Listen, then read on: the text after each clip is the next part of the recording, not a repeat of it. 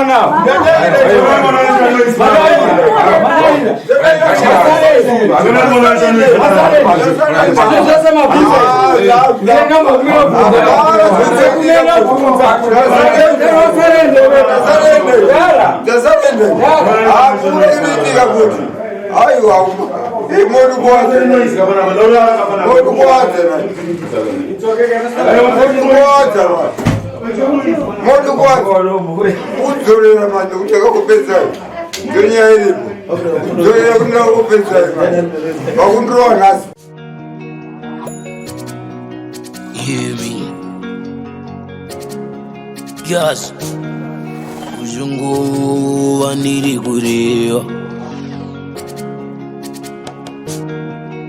Uni mwana wa Kanengo. Anurapa sindi umari. Kanengo. Oyo rapa vana. Kanengo.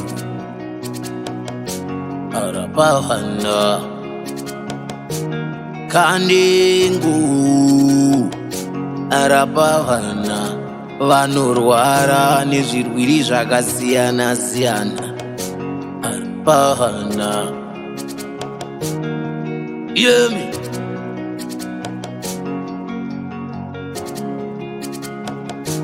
vararapa vose vanorwara nepfungwa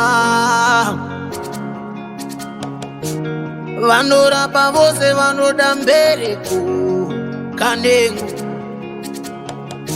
vanoda mabasa Kanengo vandeswa nevana Kanengo vana vari kunzwa mutoriro vanozvipedza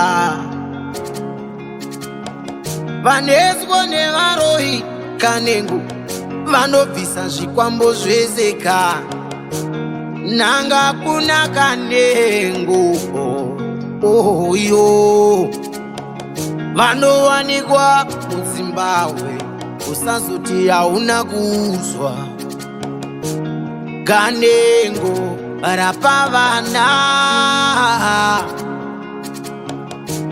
Kanengo rapa vana oyo Muzimu ndiringe wakaunza nhume yako Kanengo Muzimu ndiringe anochera chero midzi yaunoda Muzimu ndiringe Kanengo anobata basa Muzimu ndiringe Kanengo irapavana Kanengo arapavana Zimwe ningo dzinonetsa kupinda dzinopindwa naKanengo chete Zimwe ningo dzinonetsa kupinda dzinopindwa naKanengo chete Imwe midzi inonetsa kuchera inoda Kanengo